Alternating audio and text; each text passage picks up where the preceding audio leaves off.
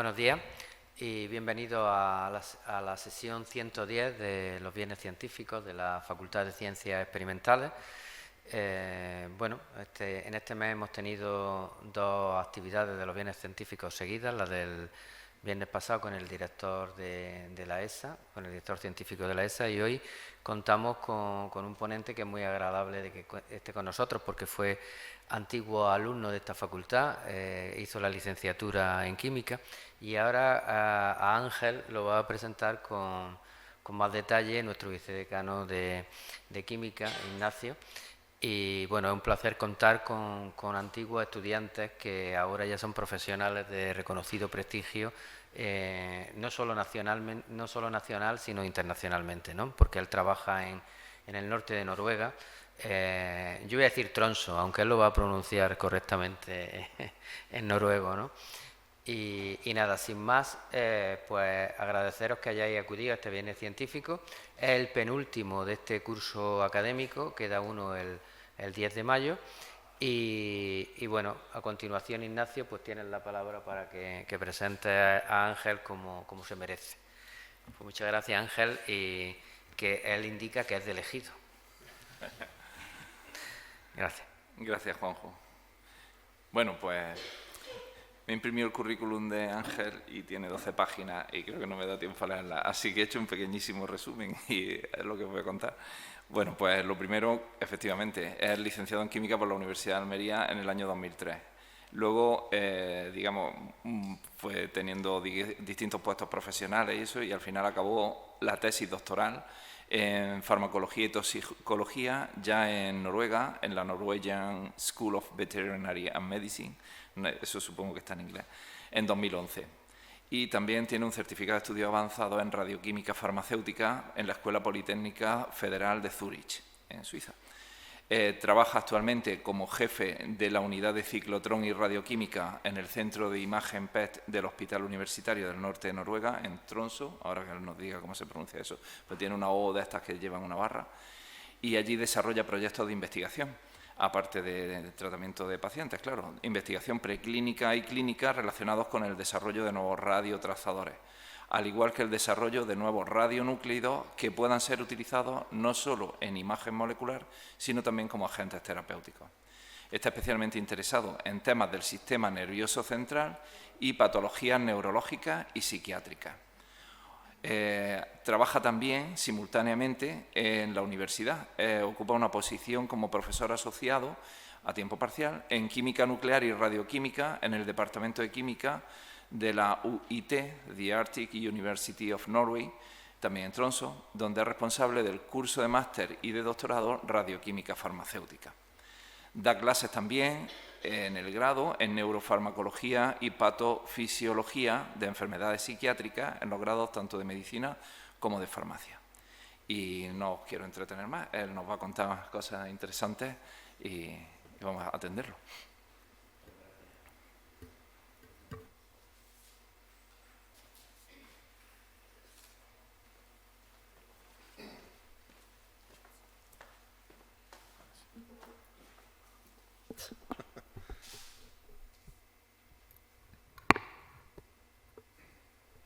Bueno, le quiero dar las gracias a Ignacio y a Juanjo por la invitación y por poder venir aquí a en una forma profeta en tu tierra, poder venir y colaborar con la universidad e intentar buscar formas de hacer cosas juntos. Así que muchas gracias por la invitación. Y bueno, tengo una presentación que es un poquito larga, así que es posible que dure más de 50 minutos. Voy a intentar cortarla y bueno, cuando ya vea que empieza la gente a dormirse, pues ya cortamos. Pues voy a introducir un campo que es bastante novedoso, así no es que sea novedoso, se ha utilizado mucho tiempo, la medicina nuclear. Lo que pasa es que ha tenido un desarrollo así muy potente en los últimos 10 años, 10 o 15 años. Nosotros, a mí me contrataron en el centro PET cuando todavía era una obra, es decir, que lo construimos pues sin conocer, sin saber muy bien, y en 2018 terminaron el edificio y en 2020 ya empezamos a funcionar.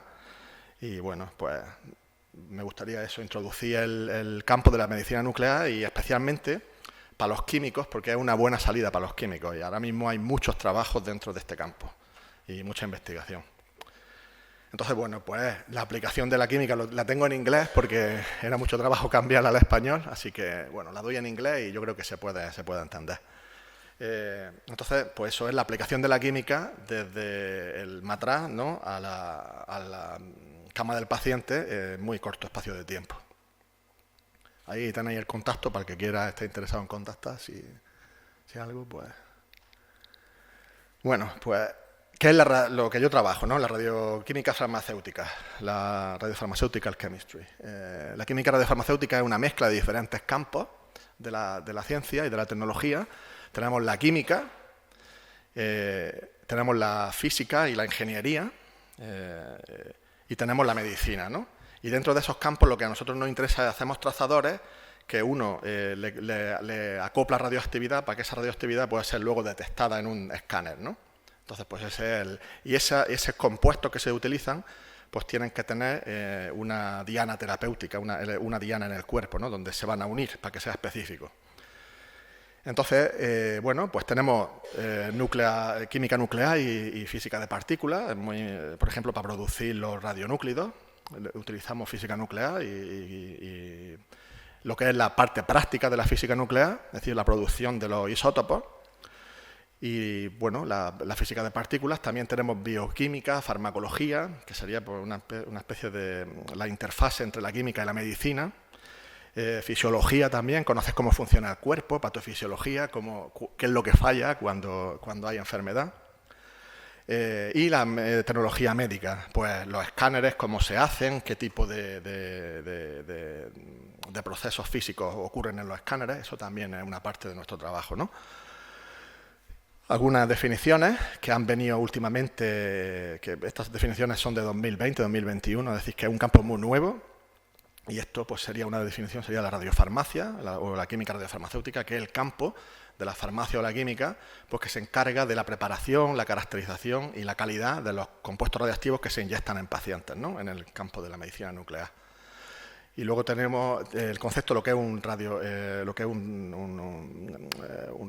radiofármaco, un radiotrazador, que es, bueno, un radiofármaco y un radiotrazador son diferentes. Un radiofármaco sería un producto médico que se utiliza en el campo de la medicina nuclear y que tiene acoplado un isótopo radioactivo, ¿no?, para poder hacer imagen.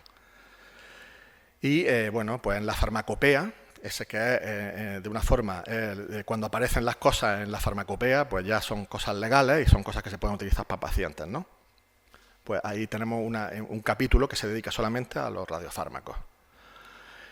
Y bueno, ¿cómo se diseña un radiotrazador? Bueno, pues tenemos un radiotrazador, tenemos la parte que busca o que se va a unir a una diana, que en el cuerpo puede ser un receptor, una enzima, diferentes cosas, y luego tenemos una parte que es radioactiva, y esa parte es la que vamos a utilizar para la imagen.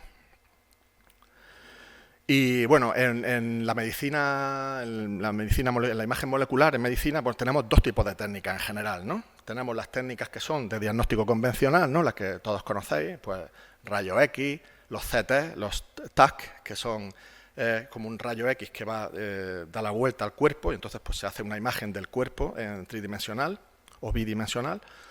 Y bueno, pues tenemos estas imágenes. En estas imágenes lo que vemos son cambios estructurales en el cuerpo, ¿no? Vemos cambios estructurales en el que podemos identificar, pues, por ejemplo, estados de enfermedad, ¿no?, enfermedades o patologías. Y luego tenemos otro tipo de técnicas más nuevas, de técnicas de imagen molecular, ¿no?, que lo que se hace es que se utiliza en este tipo de la imagen molecular, lo que utilizamos son procesos bioquímicos del propio cuerpo para identificar cambios funcionales, ¿no?, cambios funcionales en el cuerpo antes de que ocurran los cambios estructurales, pues para poder detectar las enfermedades antes, de una forma más temprana. Y bueno, aquí hay un ejemplo, ¿no? Bueno, pues las técnicas estructurales de imagen, pues como los rayos X, la resonancia también es una técnica de imagen convencional, de imagen estructural, donde ves cambios de estructura, pues lo que hace ahí es ver los cambios en la morfología. mientras que las técnicas funcionales, como la escintigrafía, el SPECT o el PET, que son las técnicas que vamos a ver hoy, pueden detectar y cuantificar, que es muy importante, pues cambios en la actividad funcional. Y esto ocurre mucho antes de que ocurran los cambios estructurales, ¿no? Y aquí pues hay un ejemplo, tengo un ejemplo de, a ver si sé cómo apuntar esto, sí. Esto sería un TAC. Si veis la resolución espacial es baja. Y aquí podéis ver, por ejemplo, la resonancia. En la resonancia tenemos una resolución espacial que es bastante alta. En el PET, como esta de aquí, lo que vemos son solamente cambios funcionales, no vemos cambios estructurales. El PET, sin la resonancia y sin el TAC, no nos dice nada porque no ves dónde está en el cuerpo, ¿no? Entonces, lo que se utiliza ahora pues son técnicas híbridas. Se utiliza una técnica de medicina nuclear con una técnica de morfología, una técnica estructural, pues el TAC o la resonancia. La resonancia está empezando ahora a ser muy utilizada. Y bueno, lo que quiero hablar es, pues, cómo cuando uno tiene una enfermedad, bueno, pues siempre tiene un factor etiológico, que es lo que produce la enfermedad, y luego tiene la patogénesis, ¿no? Pues la patofisiología de la enfermedad, cómo se desarrolla. Entonces, pudiendo atacar a sistemas específicos, pues esto nos puede ayudar a desarrollar medicina de precisión. Es decir, que no, cuando ataques cuando estés dando una medicina, no tengas muchos efectos secundarios. Que estoy pensando en inglés. Entonces, a veces me cuesta. Bueno, pues por ejemplo, nosotros nos fijamos en los diferentes procesos bioquímicos. Y los diferentes procesos bioquímicos están todos unos involucrados con otros. Y entonces te da una especie de complejidad. Por ejemplo, aquí tenemos lo de la glucosa, ¿no? La bioquímica de la glucosa, y vemos que esto se va introduciendo más y más en procesos bioquímicos más complejos, y entonces lo que a nosotros nos interesa es atacar los diferentes procesos que aparecen en este complicado sistema bioquímico que tenemos en nuestro cuerpo, ¿no? Y que eso sea específico y selectivo. Y es lo que se llama medicina de precisión, ¿no? O medicina personalizada, que también habré oído hablar. Entonces, ¿qué es lo que es PET, no? Pues PET es tomografía de emisión de positrones. Tomografía significa rodajas. Y positrones son un tipo de partículas que emiten unos isótopos y la emisión pues que emiten positrones. Entonces, esto se basa en la inyección de un compuesto que tiene un isótopo que produce esos positrones, que lo inyectamos en el cuerpo y vemos dónde va, ¿no? Entonces, esto nos puede... Y además de ver dónde va, lo puedes cuantificar. Con lo que quiere decir, para el desarrollo de nuevas medicinas, puedes conocer in vivo las características de la unión del ligando con el receptor, que es muy importante. Y, bueno, pues también aparte de eso, es poco invasivo, no es no invasivo, es poco invasivo porque se inyecta parenteral, es decir, intravenoso, pero se pueden hacer, por ejemplo, con animales. Si estás haciendo estudios con animales, pues puedes hacer estudios longitudinales, puedes utilizar el mismo animal muchas veces. Y puedes hacer una imagen de todo el cuerpo, ¿no? Y ves pues dónde va tu compuesto. Pues esto sería más o menos todo el proceso, ¿no? Tenemos el ciclotrón, que produce los isótopos radioactivos. Luego en la radioquímica lo que hacemos es sintetizar los compuestos, es decir, acoplamos la radioactividad a la molécula. Luego formulamos, ese es otro paso muy importante, es decir, formulamos, porque en la química estamos utilizando disolventes muy tóxicos, muchos compuestos, y entonces lo que nosotros queremos inyectar tiene que estar disuelto en algo que le podamos inyectar al paciente, ¿no? Que sea isotónico y que sea estéril y que sea algo que se pueda inyectar. Entonces hay un paso de formulación que es muy importante.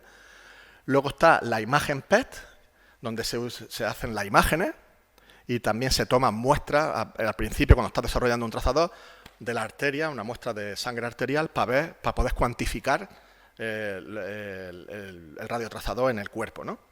Luego hace las imágenes, un análisis de las imágenes, y con este análisis de las imágenes hace una especie de estudio sobre la farmacocinética del compuesto. Farmacocinética es farmacodinámica. La farmacocinética es lo que hace tu cuerpo con la droga, con el compuesto, y la farmacodinámica es lo que hace farmacocinética es lo que hace el cuerpo con la droga, y la farmacodinámica es lo que hace la droga con el cuerpo. Es decir, estaríamos hablando primero de lo que es el metabolismo y la cinética del compuesto en el cuerpo, y lo otro sería la unión al receptor que nos interesa, ¿no? Y bueno, se hacen análisis compartimentales. Pues esto depende mucho de, por ejemplo, la concentración en plasma. Luego hay tejidos que están más irrigados, tienen más perfusión que otros. Entonces ese tipo de estudios lo hacemos luego, y ahí usamos modelado matemático en esos estudios, ¿no? Y luego ya pues vemos las imágenes, ¿no? Y bueno, pues ¿cómo se produce esto? Pues estamos escaneando, está uno en un círculo que está lleno de detectores, y vamos a detectar emisiones que estén en un grado de en una emisión de 180 grados, ¿no? Luego esas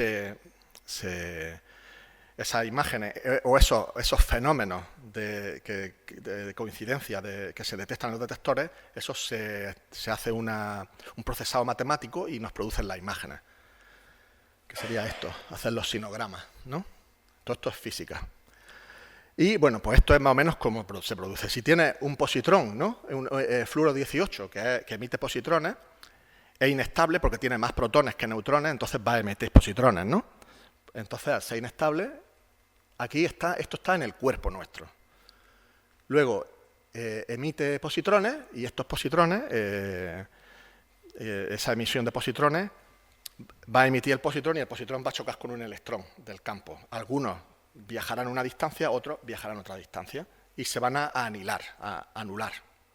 Se llama el proceso de anilación. Y algunos de esos procesos de anilación dan lo que se llama una línea de respuesta, que es coincidente y tiene 180 grados. Entonces, esos dos fotones que se emiten, de radiación gamma, se detectan en los detectores. Y de todos los fenómenos de emisión que se producen del cuerpo, algunos son coincidentes, y esos son los que se utilizan para hacer las imágenes. No voy a ir en profundidad. Bueno, la anilación, y bueno, ya luego ver las imágenes, ¿no? Y esto es un vídeo sobre un escáner dinámico de un compuesto que se llama raclóprido, que es raclopride, que se une a los receptores de dopamina 2 de la dopamina, ¿no? En el cerebro, que tienen varias zonas donde se están expresados, especialmente una que se llama estriado, el estriado dorsal. Así que vamos a ver un vídeo muy corto de cómo se va moviendo la actividad. Al principio, veis que al principio hay una fase de distribución, y luego ya lo que se une se va viendo mejor en la parte central, esta que se ven estos dos como cuernos. Y eso sería la imagen del compuesto que se ha unido a los receptores de la dopamina en el estriado. Y en los dos hemisferios, ¿no? Esto se puede hacer aquí. A ver. Bueno, ¿y cómo se hace el desarrollo de un nuevo radiofármaco, no? Por ejemplo, voy a poner algunos ejemplos de lo que hacemos nosotros, así súper rápido. Neurooncología, nosotros trabajamos con glioma, ¿no? Pues te viene el médico, el oncólogo va a una conferencia y ahí encuentra unos targets que son muy interesantes, unas dianas terapéuticas que le interesa mucho, y coge y dice, bueno, pues podemos desarrollar un compuesto para hacer imagen y para que se vea más antes los gliomas, podemos detectarlo antes para tener que quitar menos zonas del cerebro cuando hacemos la operación, la resección quirúrgica. Y bueno, ya quieren ellos hacerlo lo antes posible, ¿no? Y claro, esto necesita mucho tiempo, porque tenemos que buscar, pues, después de que tenemos el target, tenemos que estudiar el target. Bueno, por ejemplo, esto en nuestro caso sería el glioblastoma, que tiene esta incidencia, una incidencia relativamente baja, pero hay muchos pacientes y mueren todos los pacientes. Entonces, la media de edad es de 64, pero hay también mucha gente joven, y la tasa de supervivencia es muy baja, ¿no? Entonces, normalmente lo que se hace con estos pacientes es se le hace una cirugía estereotáctica, se le elimina el tejido tumoral, y se le da quimioterapia y radiación externa, la externa. Entonces, ¿qué es lo que ocurre? Pues que normalmente, después de la resección quirúrgica, después de la quimioterapia y después de la radiación, todavía hay alguna neurona, alguna célula cancerígena que sobrevive, y entonces suele tener recurrencia. casi todos los casos, ¿no? Vuelve a crecer, tienes que volver a operarlo y claro, cada vez que lo operas al paciente le vas quitando más tejido de cerebro funcional. Entonces nosotros estamos en un proceso de intentar desarrollar pues, imágenes para poder detectarlo antes y también de poder tratarlos. Y lo que estamos utilizando para poder tratarlos, estamos intentando utilizar lo que es la vascularización de los tumores, porque los tumores tienen vascularización nueva, entonces, y esa vascularización solo va al tumor.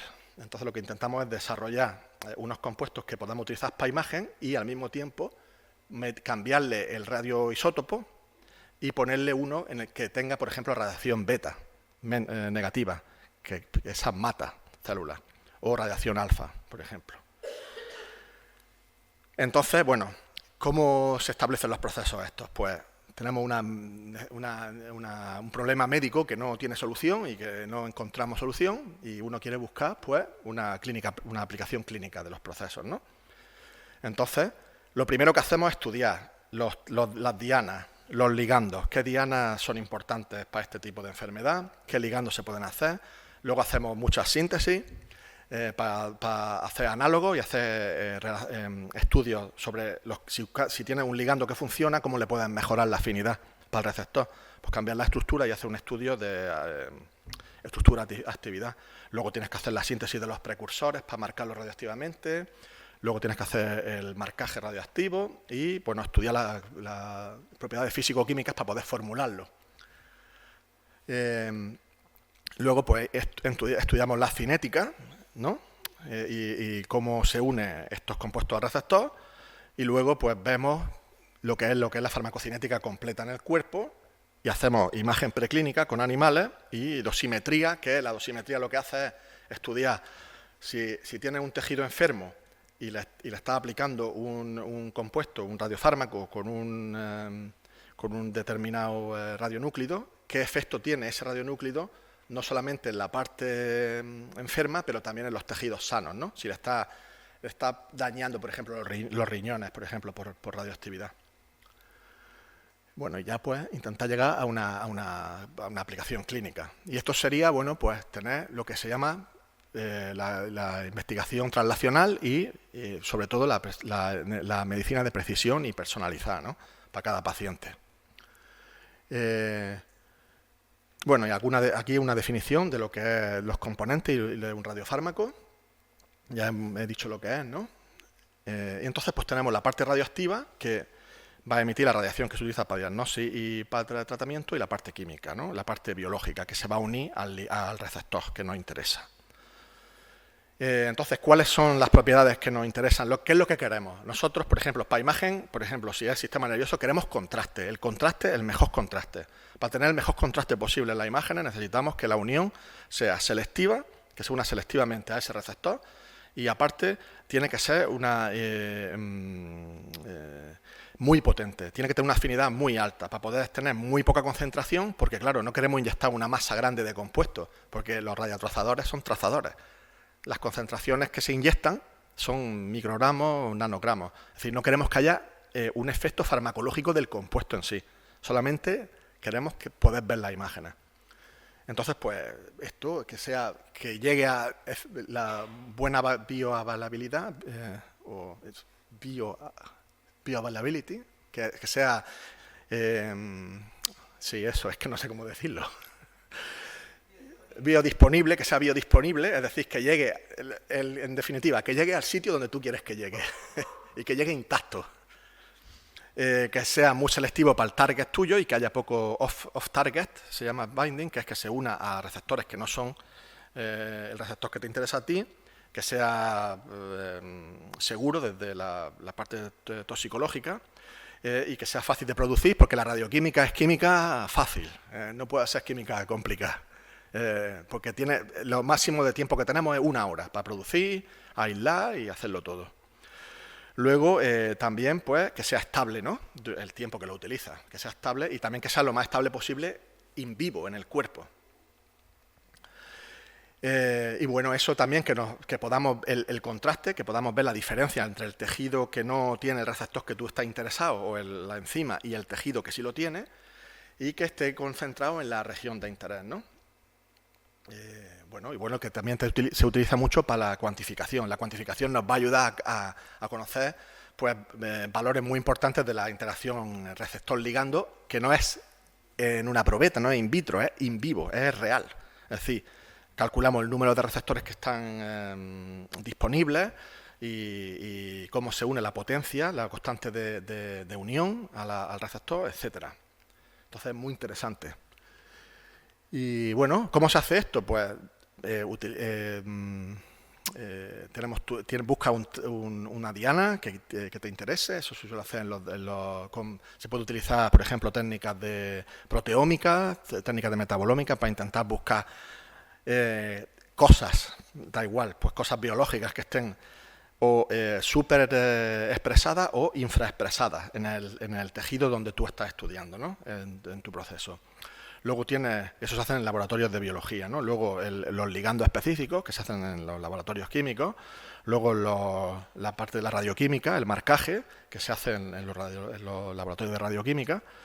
Y esa sería la parte que se hace pues, in vitro, ¿no? Luego todo esto se testa en escáneres con animales, en microescáneres con animales, donde se hacen los estudios pues para ver si el trazador funciona como tú quieres. Y luego esto lo tienes que mover a la clínica, ¿no? Y para moverlo a la clínica, pues voy a ver para controlar el tiempo. Luego tienes que llevarlo hasta la clínica, ¿no? Entonces, pues para la clínica pues tienes que seguir unas normas y luego pues haces clinical trials, los estudios clínicos, y ya se utilizan en el hospital, en humanos. Bueno.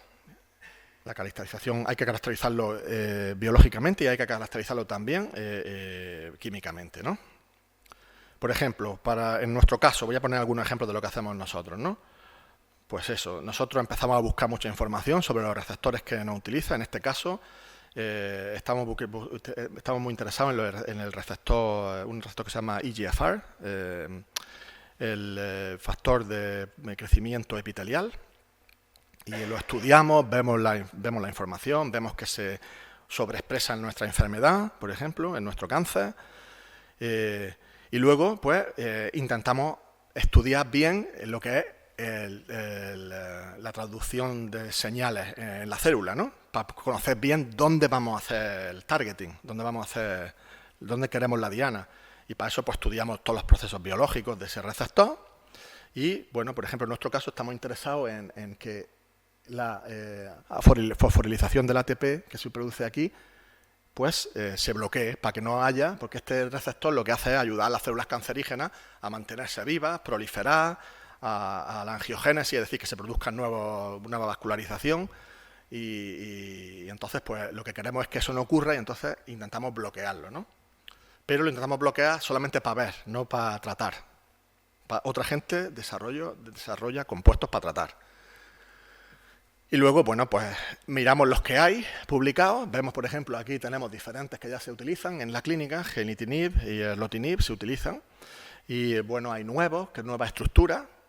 Luego utilizamos técnicas de medicina de química médica, pues para cambiar la estructura, hacerle modificaciones y a ver qué efecto tiene, ¿no? Por ejemplo, nosotros hemos utilizado una técnica que se utiliza scaffold hopping.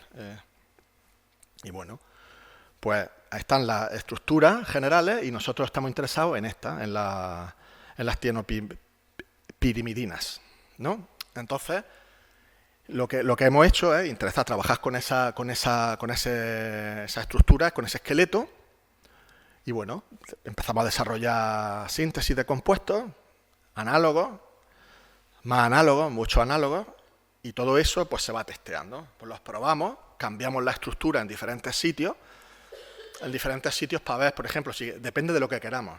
Si queremos, porque hay varias cosas que queremos que aumente la afinidad y también queremos que sea estable en el cuerpo. Entonces hay que ver dónde cambiamos la estructura, ¿no?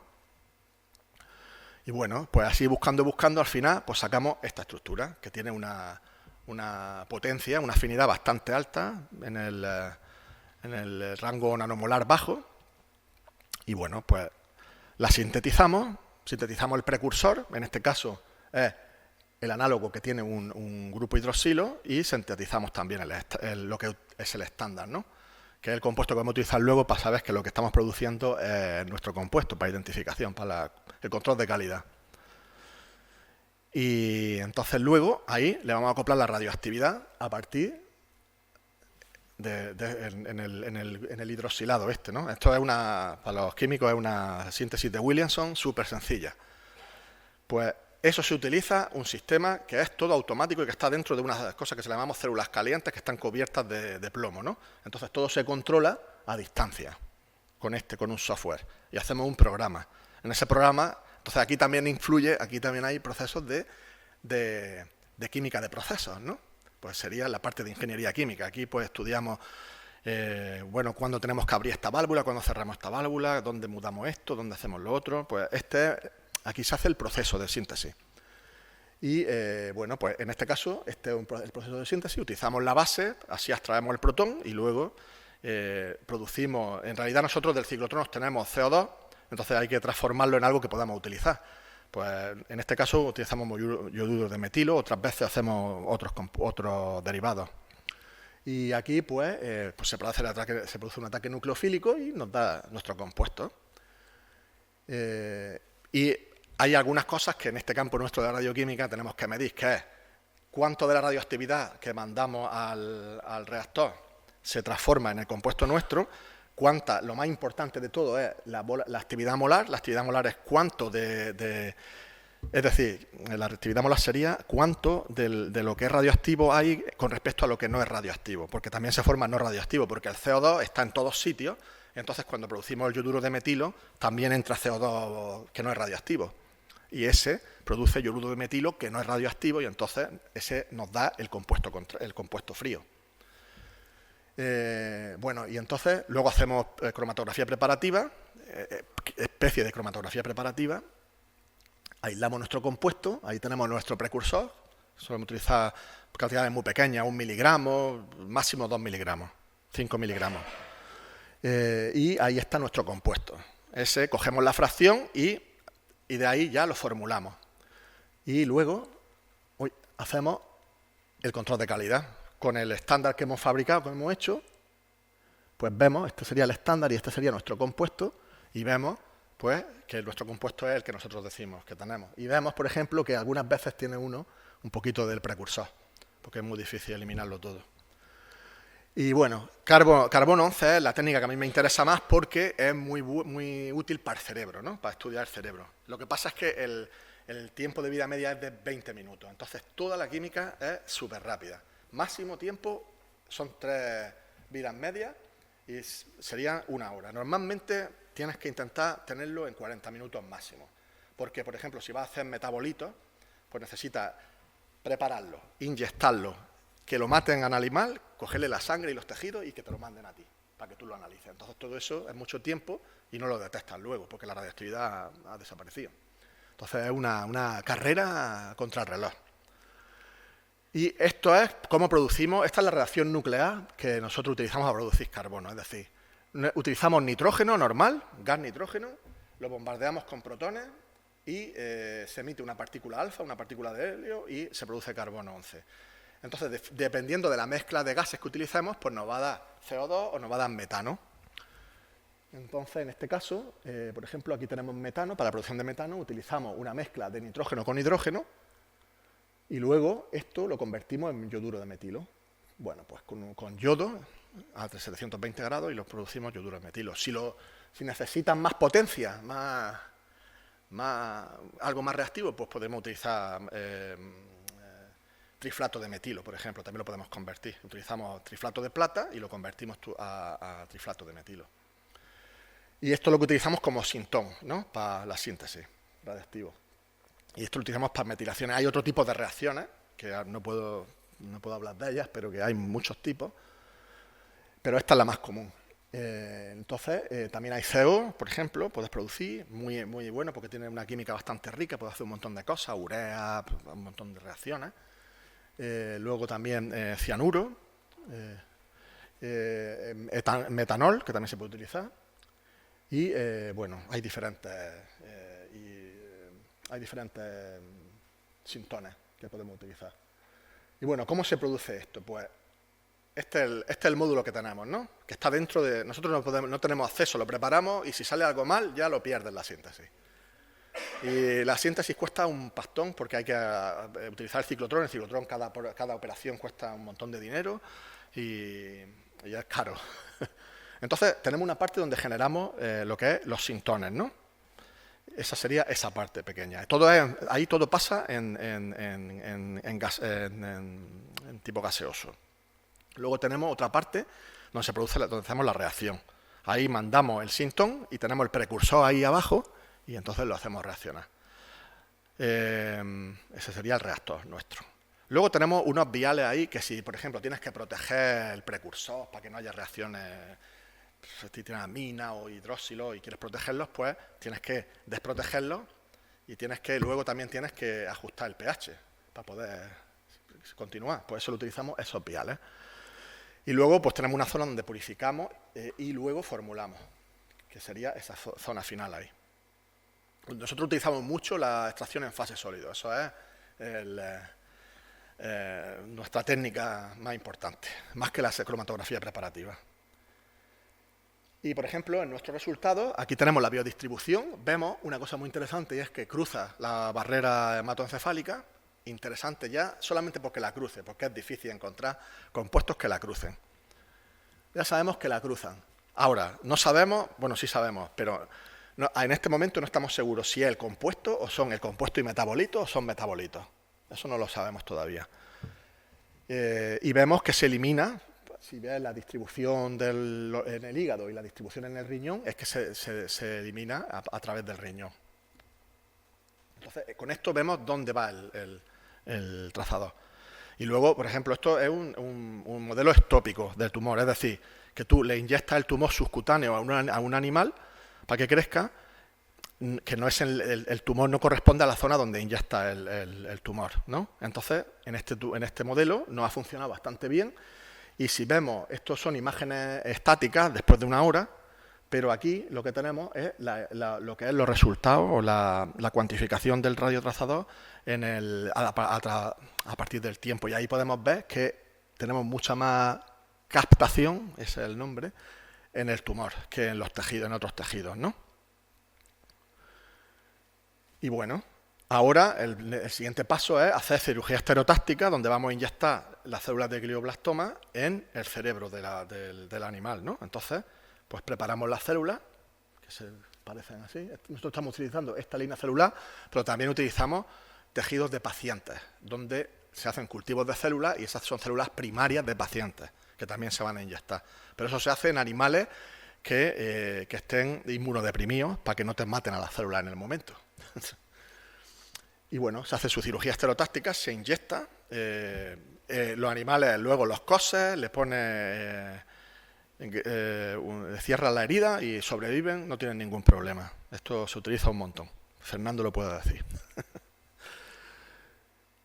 Este es otro ejemplo de otro proyecto que estamos trabajando, que es un proyecto que yo estoy muy interesado y es hacer ligandos para los receptores del GABA. Aquí está envuelto Ignacio en este proyecto con nosotros. Y aquí, por ejemplo, este es un ejemplo donde se ve comportamiento junto con imagen. Muy interesante. ¿Por qué? Porque puedes conectar, por ejemplo, estos son unos paradigmas de comportamiento basados en la ansiedad, ¿no? Entonces aquí puedes ver qué áreas del cerebro se activan o qué áreas del cerebro tienen o hiperactivan o hipoactivan los receptores del GABA cuando estresa a los animales, ¿no? Y aquí ves, por ejemplo, que en general diferentes zonas, por ejemplo la amígdala, que es el centro del miedo en el cerebro, el hipocampo, donde hay la memoria, donde hay en el hipocampo pues tienes dos zonas, una zona donde se graba lo que es el episodio, por ejemplo yo hoy ya estoy grabando pues la visión de aquí en la universidad, muy contento en mi universidad, ¿no? Entonces la parte que es física, lo que yo veo, eso lo grabo en la parte anterior del hipocampo y la parte emocional que conecto con esa experiencia, con lo que estoy viendo, esa parte se graba en la parte posterior. Entonces eso es muy importante para conocer qué tipo cómo puedes, por ejemplo, estudiar la ansiedad, el estrés postraumático, por ejemplo. Nosotros estamos trabajando con modelos de estrés postraumático. Y aquí se ve, bueno, pues que tienen una hipoactivación del GABA, y el GABA, de los receptores del GABA-A. Y el GABA-A es un receptor que es muy importante que es el principal receptor el principal GABA es el principal neurotransmisor inhibitorio del cerebro. Con lo cual hay una hipoactivación, es decir, está trabajando demasiado poco cuando uno tiene ansiedad, ¿no? En este caso. Nosotros estamos desarrollando otro tipo de receptores también del GABA. Por ejemplo, nosotros trabajamos con GABA-B y aquí colabora un profesor que este profesor Ingebrigt nos hace lo que es el in silico, él nos encuentra ligandos que podemos utilizar. Luego Ignacio hace la síntesis y luego tengo otra persona, colaboro con otra persona en Trondheim que también hace síntesis de otro tipo de compuestos. Hay dos familias de compuestos, uno lo hace Ignacio, otro lo hace otra persona. Y bueno, aquí podemos ver un ligando que estamos trabajando para patentarlo. Y aquí podemos ver lo que es la distribución del compuesto, del ligando, y luego cómo lo bloqueamos. Es decir, eso es para enseñar que es específico de esos receptores, ¿vale? Entonces es muy interesante el campo de investigación. Aquí voy a enseñar un poco una imagen que tenemos de este compuesto, un vídeo. Si veis, pasa al cerebro, entra, se acumula mucho en el hígado. Y eso es el trazador, pues entrando, se distribuye. Al principio lo veréis que toda la imagen está como azulada, es porque está el trazador viajando por el cuerpo y luego ya se va uniendo al receptor, ¿no? Y se va uniendo y luego se va eliminando. Hay un on, se une al receptor, hace la acción para la imagen y luego ya se va saliendo del receptor porque, claro, viene el GABA o el compuesto que aparece en el GABA y se va yendo. Este compuesto es un modulador alostérico, es decir, no se une al sitio donde se une el GABA, se une a un sitio que aumenta el efecto del GABA, cuando GABA se une a su sitio. No sé si sabéis lo que es, pero que es. Y aquí también podemos saber algo de la eliminación. La eliminación aquí, como lo veis, hay mucho uptake en el hígado, pero hay poco en los riñones, no se ven muy bien. Eso quiere decir que este se elimina hepatobiliariamente, a través de las feces, como se dice en español, así educadamente. Es decir, que se elimina por la bilis, ¿no? Y luego este proyecto fue en el que empecé yo y ahora lo vamos a publicar. Y aquí lo que hacemos es estudiar. Este es muy interesante. Solo voy a dar una pinceladilla. Este es un compuesto que se conoce muy bien, que se llama Ceretec. Este compuesto lo acopla a tecnecio y cruza la barrera hematoencefálica con la sangre y es una especie de radiotrazador que funciona con la perfusión, es decir, con la entrada de sangre en el cerebro, ¿no? Entonces, cuando una zona del cerebro se activa, aumenta su metabolismo y aumenta el uso de sangre, ¿no? de la perfusión. Y entonces vemos diferentes zonas y aquí puedo hacer una inferencia de qué tipo de circuitos están envueltos en la activación, desactivación de los receptores. Nosotros hacíamos un catéter yugular, es decir, le insertamos un catéter yugular que es crónico, es decir, se lo insertamos, luego le hacemos una tunelación subcutánea y lo sacamos por detrás para que cuando está haciendo los experimentos, pues los animales no reaccionen. Es decir, eso se cierra y los animales no notan nada. Yo he tenido animales que han estado medio año con el catéter, nunca han notado nada, no se muerden, no se dan cuenta porque lo tienen aquí detrás, un trocito que sale aquí. Entonces nunca lo ven y cuando está inyectando droga o sacando muestras de sangre, no tiene el efecto del estrés del proceso. Y bueno, entonces lo que hemos hecho con ellos es, mientras están estresados con un agente estresante, los estresamos y en ese momento conocemos bien la cinética de ese compuesto, entonces al mismo tiempo que se inyecta el trazador, le estamos estresando. Entonces no está en anestesia, está moviéndose. Entonces, claro, ahí vemos cuáles son las zonas del cerebro que se activan y cuáles son las que no se activan. Eso no lo puede hacer en humanos. En humanos no puedes tener a una persona haciendo comportamiento, inyectándole un trazador y escaneándole una resonancia magnética. Entonces, por eso es muy interesante para investigación en este campo. Y bueno, aquí se ve, por ejemplo, vemos que el comportamiento, pues como algunas ratas, estos son animales individuales, como los controles ya veis que no reaccionan. Todos están contentos, le inyectan la droga, ellos se van moviendo por ahí, explorando la caja y ya está. Los otros animales, hay algunos que son muy valientes, ¿no? Que se estresan poco, y hay otros que se estresan mucho. Entonces, pero bueno, de hecho hay un estrés, es decir, en la muestra que aquí tenemos 7 pacientes, 7 animales, hay estrés, ¿no? Se estresan, porque una medida de que se estresan es que se congelan, no se mueven. Entonces, en ese mismo momento podemos hacer una estadística, tomamos las imágenes, ¿no?, de cada animal, entonces luego juntamos todas las imágenes y hacemos una imagen media, y esa imagen media del estimulado con la imagen media del control, le hacemos una estadística, un t-test, un test de student.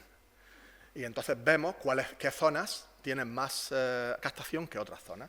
Y aquí, bueno, hay resultados muy interesantes que luego hablaré. Pues aquí veis que estas son las secciones más importantes que hemos cogido para mostrar. Y bueno, pues hay una zona que se llama el hipocampo ventral, que es muy importante, y que es el hipocampo posterior, que se relaciona con las emociones, ¿no? También tenemos activación de la amígdala, tenemos activación de zonas prefrontales también, así que con eso pues puedes estudiar un poco el efecto de los compuestos. Entonces, llevo 45 minutos. Vosotros decidís. ¿Puedo seguir? ¿Puedo parar?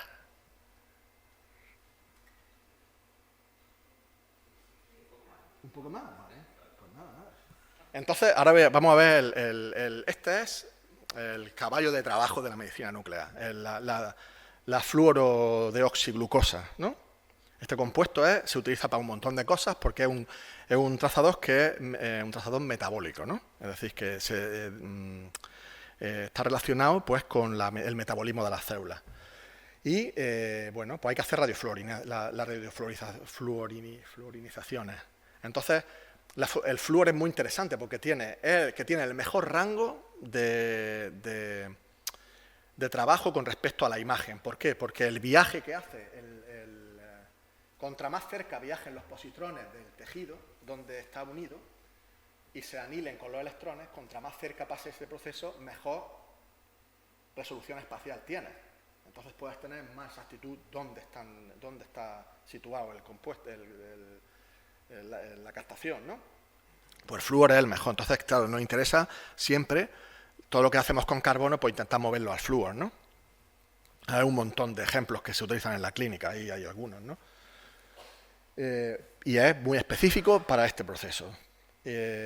Bueno, la síntesis, pues lo que normalmente, como he enseñado, el otro proceso es un proceso más para investigación, pues todo se hace manual, ¿no? Llenan los viales, llenan los de estos, ponen el precursor, es decir, todo lo hacen manual. Aquí, en la producción, por ejemplo, del FDG, lo que se utiliza es un cassette. Ese cassette lo inserta en una máquina y ya el proceso viene hecho automáticamente, ¿no? ¿Y cómo es el proceso? Pues el proceso es que lo primero que hace es que manda el flúor desde el ciclotrón al módulo. Y cuando cuando tiene el flúor, lo tiene en agua, porque lo que hacemos es bombardear agua pesada, oxígeno 18. Entonces, pues tiene el flúor como fluoruro en agua. Imposible de hacerlo reaccionar con nada, ¿no? Está totalmente hidratado. Pues lo que hacemos ahí es hacer una especie de separación. Lo pasamos por una columna, una resina aniónica, y retenemos ahí el flúor. Y luego le pasamos un Phase Transfer Catalyst, catalizador de transferencia de fase, que el que nosotros utilizamos se llama Cryptofix, puede utilizar otro, y un contraión, el potasio. Y lo eluimos, y luego eso se eluye con una mezcla de acetonitrilo y agua. Pero claro, tenemos que eliminar todo el agua que hay con el flúor. Entonces, pues hacemos un par de procesos de secado azeotrópico y luego ya tenemos el flúor preparado para la reacción, ¿no? En este caso, pues tenemos nuestro flúor ya. Entonces, tenemos aquí el triflato de manosa, donde tenemos todos los grupos protegidos, hidroxilo, y aquí tenemos el triflato que se va a ir, ¿no?, cuando ataque el flúor. Entonces, pues nada, ataca el flúor y tenemos nuestro compuesto después de que hagamos la hidrólisis. Y ese es el método que se utiliza más. Luego hay otros métodos. Hay reacciones catalizadas por cobre, hay un montón de reacciones. Los químicos orgánicos, buscando reacciones como locos. Pero no nos interesan reacciones difíciles, ni que tengan catalizadores súper tóxicos, ni nada de eso. Nos interesan reacciones muy sencillas y rápidas. Tienen que ser muy rápidas. Entonces, esta es muy buena y se utiliza mucho. Estos son los sistemas. Este es el sistema donde hacemos las fluorinizaciones en nuestro sitio, en nuestro centro. Y aquí esto es lo que se utiliza para la clínica, donde ya es un cassette que viene preparado, lo pones y ya pues lo utilizas y ya está. Y bueno, al final pues tiene este tipo de imágenes, ¿no? Por ejemplo, estos son pacientes de Alzheimer, ¿no? Donde puede haber esta es la cuantificación, esto sería Standard Uptake Value, el valor estándar de captación, el ratio con respecto a dos zonas, y aquí está ya lo que es la estadística hecha, el mapa de hipometabolismo que se llama. Y bueno, aquí he terminado ya con la parte de la síntesis normal, síntesis con flúor y carbono. Luego hay otra parte donde en vez de trabajar con enlaces tipo covalente, trabajamos con enlace coordinado, ¿no? Es decir, radiometales. Y esta es la parte que está ahora pues explotando más, ¿no? ¿Por qué? Pues porque ahora hay mucho interés, pues todas las compañías farmacéuticas, Bayer, Roche, todos tienen, Novartis, están comprando la producción todas las producciones que se hacen de radiometales que pueden utilizarse para terapia. ¿Por qué? Porque utiliza un radiometal, por ejemplo, normalmente lo que haremos nosotros será poner galio 68 en un quelador que está unido a un compuesto para ver dónde están los cánceres, ¿no? Y luego, el mismo compuesto, le ponemos lutecio 177, que emite radiación beta negativa, que es dañina, y se une al compuesto, y entonces pues ahí lo que hace es tratarlo. Entonces, bueno, esto sería ya otra... Esto pues, podría hablar de lo que es el radiomarcaje indirecto, que sería por química de la coordinación. Voy a ir solo al final ya, porque ya puedo seguir. Pues voy al final y os enseño. Bueno, hay un montón de metales, ¿no?, que se utilizan para diagnóstico y un montón de metales que se utilizan para terapia, ¿no? Bueno, menos metales que se utilizan para terapia. Cada vez hay más. ¿Por qué? Porque no sé si conocéis la tabla de los radionúclidos, es decir, la tabla de los radionúclidos, la tabla de Karlsruhe se llama. Es una tabla donde viene cada elemento con todos los isótopos que tiene. Entonces, claro, hay muchos isótopos. Entonces, en los ciclotrones podemos utilizar un par de tipos de reacciones nucleares. No hay muchas, podemos utilizar porque bombardeamos con protones o deuterones. Pero si tú pones un compuesto o un metal, puede ser un material, en un reactor nuclear, lo pones en una barrita y lo metes, pues claro, ahí utilizas neutrones y puedes conseguir un montón de compuestos novedosos y de radionúcleos novedosos. Y eso se utiliza mucho, eso es lo que está ahora en boga. Hay muchos estudios ahora para la producción de esto murió cuando yo estudié radioquímica, cuando estudié yo en mi plan de estudio, estudié radioquímica, que era una optativa, en química inorgánica, donde se estudiaba todo esto. Desapareció, porque esto desapareció, en los 70 desapareció completamente de los estudios, nadie le interesa la radioactividad, las ciencias nucleares, y claro, España está súper atrasada, porque aquí pues la gente no quiere saber nada de cosas nucleares, pero las cosas nucleares son muy importantes. Y hay muchos sitios que están, toda Escandinavia, por ejemplo, nos lleva un montón de años de diferencia. Tienen reactores de investigación nuclear, estaban decomisionando uno y van a dejar de decomisionarlo. Es decir, es un campo que es muy importante y hay que fomentarlo. Bueno, pues, y esto es como se produce, como utilizamos nosotros, cómo hacemos la síntesis de los compuestos estos de coordinación, donde metemos los radionúclidos. Cogemos y los anticuerpos siempre tienen lisinas por todos los sitios, ¿no? Entonces, todas las lisinas pues tienen grupos amino que son susceptibles de hacerle una conexión con, por ejemplo, este grupo de aquí, ¿no? Entonces, nosotros hacemos bioconjugaciones de los creadores bifuncionales. Creador bifuncional se le llama porque tiene dos funciones. Una función es el acoplamiento a un vector, que le llamamos nosotros a la molécula, y luego la otra función que tiene es quelar, ¿no? Entonces, ahora un campo muy importante de investigación es nuevos queladores para radionúclidos. Y bueno, pues los conectamos aquí, el quelador, al anticuerpo, y luego hacemos el marcaje radioactivo. Y entonces tenemos este tipo de bioconjugados. Y bueno, y aquí esto es un viaje que hice hace un par de meses ahí a Tailandia, que con la IAEA, la asociación esta no me acuerdo cómo se llama en español. Bueno, que la Organización Nuclear del Mundo. Pues fuimos varios que tenemos una colaboración con Tailandia, fuimos a un reactor de 1 kilovatio, pequeño reactor, y bueno, estuvimos en el reactor, en el núcleo del reactor, estuvimos en la sala de operaciones, y claro, cuando tú metes ahí, si metes materiales que te interese irradiar para producir un radiometal, pues los metes ahí, luego los sacas y luego pues los purificas y puedes producir nuevos radionúclidos. Y hay mucho interés pues por eso, por producirlos con los beta menos y los alfa. Y bueno, aquí hay más cosas, reacciones nucleares, no voy a hablar, los ciclotrones, cómo funcionan. El ciclotrón funciona, pues tiene una fuente de iones donde introduce hidrógeno, el hidrógeno lo parte en dos, ¿no? Y tiene hidrido, ¿no? El hidrido lo acelera en un campo magnético, con lo cual tiene una trayectoria circular, y luego lo sacas de la trayectoria circular, lo pasas por un folio de grafito, le quitas la carga, lo conviertes en protones, y ese protón a alta velocidad, en nuestro caso, por ejemplo, nuestro ciclotrón tiene 16,5 megaelectronvoltios, pues bombardea tu material y te produce tu compuesto, ¿no? tu radionúclido. Bueno, pues esto es la producción de flúor, luego también la producción de carbono y el decay, la desintegración. Y quiero enseñar una imagen, bueno, esto sí lo voy a decir porque esto es muy importante. Es decir, la masa que le inyecta al paciente o al animal, la masa de compuesto, es muy importante que la masa sea la más baja posible.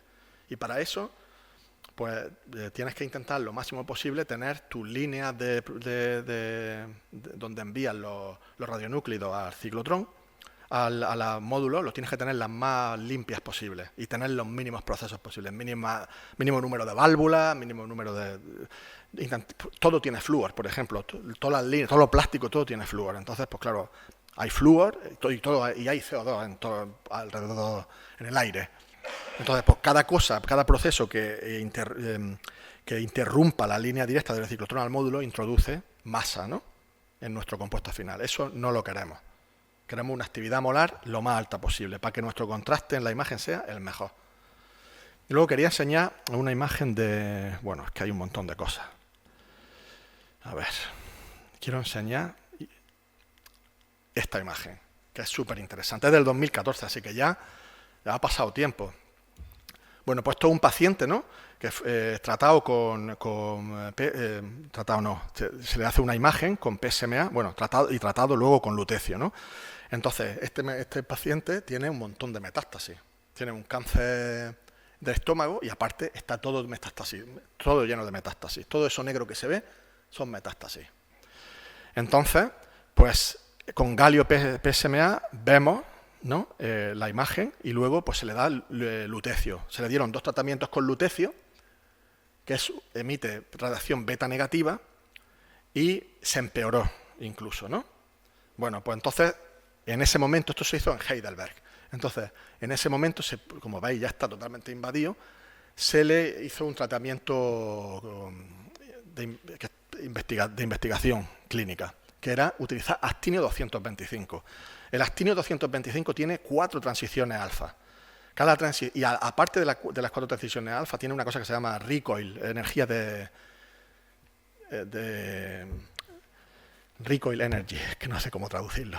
Es la energía, cuando un radionúclido se rompe, ¿no?, emite un radionúclido hijo, ¿no?, a una velocidad alta, ¿no? Y entonces la masa cambia. Entonces, ese cambio de masa, por la ecuación de Einstein, te da una energía. Porque para nosotros masa y energía es lo mismo.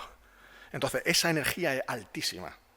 porque la energía cinética del hijo es muy alta. Entonces, eso para tratar es muy efectivo y entonces pues se utiliza.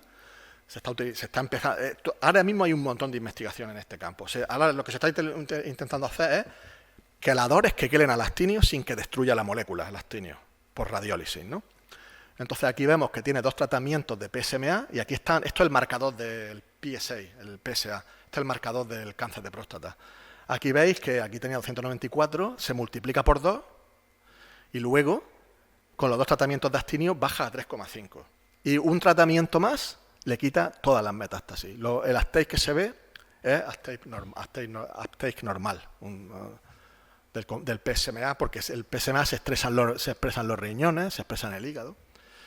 Y el PSA, que es el marcador de la próstata, por debajo de 0,1, bajísimo. Entonces, esto fue en 2016. Entonces, ¿qué es lo que pasó? Claro, que el PSMA también, el actinio se libera, el actinio se liberó en este paciente, entonces circula con la sangre y se fue a la glándula, los metales pesados se van a las glándulas salivares, a la tiroidea, entonces se acumula en la tiroidea y la glándula salivar y le destruyó las glándulas salivares, entonces no producía saliva, no podía comer. Entonces eso es lo que se está estudiando ahora, hay mucha investigación sobre hacer nuevos queladores para este tipo de compuestos, para este tipo de radionúclidos, que son muy potentes, por ejemplo el actinio 225, luego está el torio 227, el plomo 211, hay unos cuantos que se están investigando mucho. Y ya, bueno, pues ya termino porque ya llevo 1 hora.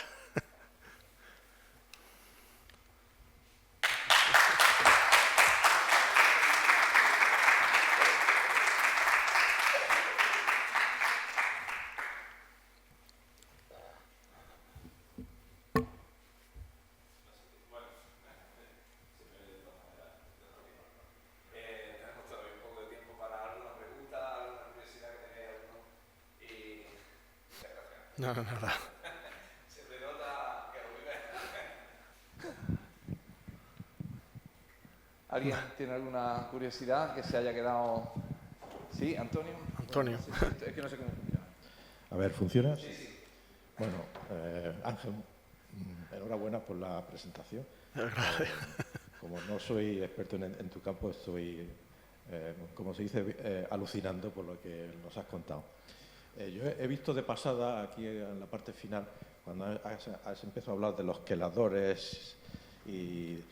Sí, yo casualmente he estado leyendo sobre ese tema por razones del trabajo que hacemos y la mayor parte de esos queladores son estructuras macrocíclicas con muchos nitrógenos y demás. Sí. He visto que conjugáis el quelador con un anticuerpo. Sí. Esa parte es un poquito compleja, ¿no? Porque, no sé, el anticuerpo, vamos, no sé si sabes el anticuerpo que se utiliza, ¿no será trastuzumab? Trastuzumab es el que está aprobado, pero nosotros utilizamos otro. Estamos utilizando, por ejemplo, el CD8, CD4, CD11B. Eso, es que no he presentado de eso porque es que no hay, es que es demasiado. Entonces, eso tenemos proyectos, claro, y ahí, pues, claro, y es que ahí también tú tienes que saber cuántos queladores tienes, has conseguido unir. Bueno, eso es porque el control del número de queladores que pegas al anticuerpo no es fácil de controlar. No. Y la reacción que he visto, que es la forma con uso de isotiocianato. Exactamente. Bueno, ahí puede engancharse a cualquier amina y además se corre el riesgo de que interaccione o reaccione con la parte activa del anticuerpo, puede ser. Claro. Con lo cual se te inactiva el carácter de vector que pueda tener el anticuerpo. Pero el metal se mete antes en el macrociclo, antes de conjugarlo con el anticuerpo, o lo hacéis... Depende, porque el problema es que si depende de qué metal sea y lo fácil que sea la complejación, ¿no? Si tenemos que utilizar temperatura alta, pues lo hacemos antes. Y tenemos, por ejemplo, anticuerpos. Normalmente anticuerpos no nos gusta mucho trabajar ahora. Ahora estamos intentando utilizar fragmentos de anticuerpos. Y tenemos, bueno, pues estamos, por ejemplo, CD8, empezamos, y OX40 es otro anticuerpo que se utiliza, que lo utilizamos para estudiar el tejido, la matriz extratumoral. Y pues estamos utilizando, ahora mismo estamos utilizando fragmentos de anticuerpos y le estamos acoplando, que ya vienen acoplados con el DFO, de oxiferro, DFO se llama él. Es un derivado del grupo M, de la sangre. Entonces, ese lo utilizamos para acoplar circonio 89, que tiene 3 días de vida media. Entonces, pero sí, es decir, el tema, mucha gente no presenta, por ejemplo, no informa de si sabemos cómo utilizamos test in vitro, sabemos si le estamos metiendo los queladores en la zona donde se une el ligando, en los fragmentos variables, ¿no? Normalmente intentamos meterlos por debajo, ¿no? Entonces le solemos poner, a lo mejor le ponemos, damos conectarle PEG y luego o poner un espaciador y poner luego la lisina, por ejemplo, y luego acoplarle pero sí es complicado. Ahora mismo nosotros no estamos haciendo, tenemos el CD8, CD4 y CD11B, y ese lo estamos haciendo con unas reacciones, nos lo están haciendo en Estados Unidos, donde hacen le ponen como esos espaciadores de glicina y luego le ponen con una enzima específica que se llama, con una sortasa, le acoplan el quelador. Pero sí, pero yo creo que el tema más importante está en hacer queladores que mantengan a los radionúcleos estables, in vivo, porque el problema es que siempre ya conoces DOTA, ¿no? Que se utiliza porque era el que se utilizaba en medicina nuclear clásica, en la escentigrafía. Entonces, hasta hace poco, pues todo el mundo para todo utilizaba DOTA, para cobre, para actinio, para todo. Claro, por ejemplo, el actinio no entra dentro de la cavidad del DOTA, se queda arriba y luego destruye la molécula. Entonces hay otros, ¿no? Queladores, Macropa, por ejemplo, seguro que has leído, ¿no? Macropa, está también GEJA, hay diferentes tipos de queladores, que se está haciendo mucho desarrollo de queladores para los radiometales. Pero que sí, que controlar lo que es el acoplamiento del quelador es difícil. Y luego también sabes cuántos queladores han metido, también, sí. Claro. Y eso es lo que está ahora toda la gente haciendo de este campo. Gracias. Gracias a ti. Muy bien. Sí. Yo quería, bueno, lo primero, felicitarte por el trabajo que haces y decirte que, que me ha encantado la presentación que nos ha hecho aquí. Y, bueno, como profano en el fondo de este asunto, hay algo que he entendido lo que has dicho al principio, que decías que podías usar el ligando al que unes un radioisótopo para hacer el diagnóstico, digamos. Ese mismo ligando te puede servir para unirle otro radioisótopo y hacer terapia, porque claro, viendo la química es lo que no me encaja. Tú coges y preparas yoduro de metilo marcado con carbono 11, sí. Muy bien, o bueno, diazometano, para metilar un alcohol, un hidroxilo, del tipo que sea. Y ahí se ve muy claro cómo introducirlo, pero luego un radioisótopo que te genere esa radiación beta que has dicho, o la radiación alfa, llegado el caso, como haces con el actinio, la química es muy distinta a la hora de unir ese radioisótopo. Entonces ya el ligando no te sirve. O está en la vía de que te sirva. Esa es una buena pregunta. No, es que no veo la relación, la verdad, vale. Porque cuando ha usado los radioisótopos, cuando ha hablado de los radioisótopos del lutecio, del actinio, para hacer terapia, está hablando de otro tipo de enlace, no tiene nada que ver, claro. Claro. Pues eso es muy, muy interesante la pregunta. ¿Por qué? Porque eso no he entrado, es otra de las cosas que no he podido nombrar. Hay una cosa que se llama pares teragnósticos, ¿no? Entonces, los pares teragnósticos, por ejemplo, nosotros estamos trabajando con cobre. Producimos cobre 64 para imagen y cobre 67 para terapia. Es la misma molécula, exactamente la misma. Entonces, y el quelador que nosotros utilizamos nota, que es más pequeño y es mejor pues para ajustar el cobre y lo mantiene más o menos estable. Por ejemplo, en el caso del actinio, el problema con el actinio es que la gente está utilizando, o hay mucha gente que está utilizando, por ejemplo, galio para la imagen y actinio para la terapia. Entonces, no tiene sentido. Entonces, lo que se está intentando hacer, esto están haciendo en Alemania, que yo no creo que vaya a funcionar tampoco, es utilizar lantano 153 para imagen, porque emite positrones, y actinio para tratamiento con esos queladores grandes, un quelador que se llama macropa, que es un quelador grande donde caben isótopos grandes. ¿Cuál es el problema? Que justo, es decir, tú puedes predecir en los diferentes metales de transición hasta el lantano, puedes predecir el cambio del radio iónico y de la carga, pero del lantano al actinio hay un cambio enorme. Es decir, el lantano con respecto al actinio es mucho más pequeño que, por ejemplo, el lantano con respecto al anterior, que no me acuerdo cuál es. Pero que entonces el lantano se utiliza como un subrogado del actinio, pero en realidad no va a funcionar bien. Lo están haciendo en Dresden, en Alemania, eso, exactamente. Entonces yo creo que lo que hay que buscar es algún actínido que haga emisión de positrones, o que tenga, pues, también puede ser que tenga emisión gamma, por ejemplo. Con los rayos gamma puede hacer centigrafía o... Resulta mejor a la hora de... Claro, y por otra cosa, porque el rango de viaje del positrón, el rango de... Es decir, esto es el tejido, ¿no? Y tenemos que sale de la mitad de ahí, del centro de la mitad, ¿no? Bueno, pues viaja un poco y se anila con el electrón. Sin embargo, el galio, por ejemplo, y el carbono viajan más.